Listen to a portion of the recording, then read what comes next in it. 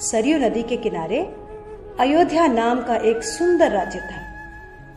अयोध्या के राजा थे राजा दशरथ। उनकी 3 रानियां और 4 पुत्र थे, राम, भरत और शत्रुघ्न।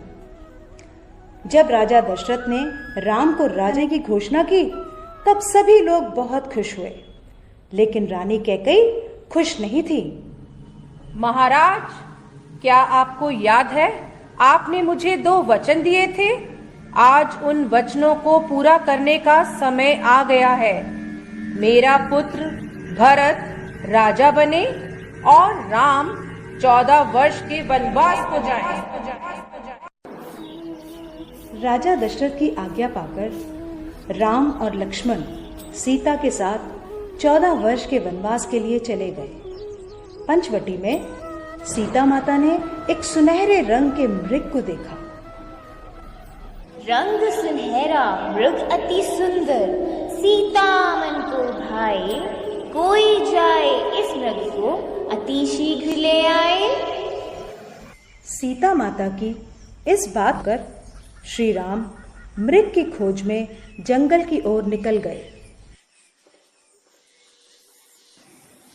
बहुत देर हो गई, प्रभु राम अभी तक लौटे नहीं। लक्ष्मण, लक्ष्मण, हे सीते, हे सीते। लक्ष्मण, लक्ष्मण देखो, प्रभु तुम्हें अपनी सहायता के लिए पुकार रहे हैं। हे माते, ये मुझे किसी मायावी शक्ति का कार्य लग रहा है। आप चिंतित ना हो, भैया जल्दी घर लौट आएंगे। नहीं लक्ष्मण, मेरी आज्ञा का पालन करो। जाओ, प्रभु को तुम्हारी सहायता की आवश्यकता है।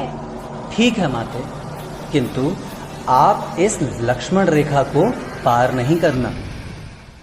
रावण को ज्ञान था कि वो लक्ष्मण रेखा को पार नहीं कर पाएगा, इसलिए उसने साधु बनने का ढोंग रचा और सीता माता को उठाकर ले गया। भिक्षाम देहि, भिक्षाम देहि। हे मुनिवर, भिक्षा स्वीकार कीजिए। हे देवी, एक साधु का इतना अनादर, घर के द्वार से ही भिक्षा देकर भेजना चाहती हो। जाओ, नहीं चाहिए तुम्हारी भिक्षा। नहीं नहीं मुनिवर, रुकिए, मैं आती हूँ।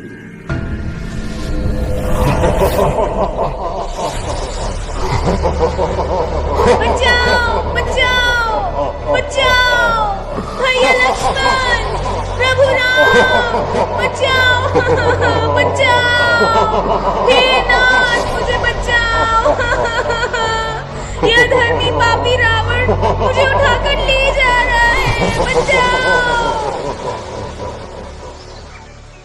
राम और लक्ष्मण सीता माता को कुटिया में ना पाकर बहुत चिंतित हुए और उनकी खोज में निकल गए।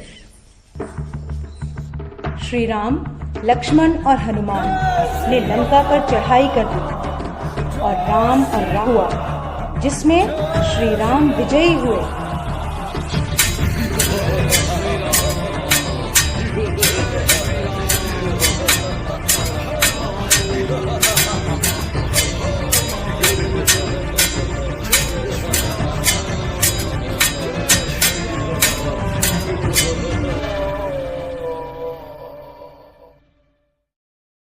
इसलिए इस दिन को विजय है। यह त्योहार बुराई पर अच्छाई की जीत का प्रतीक माना जाता है।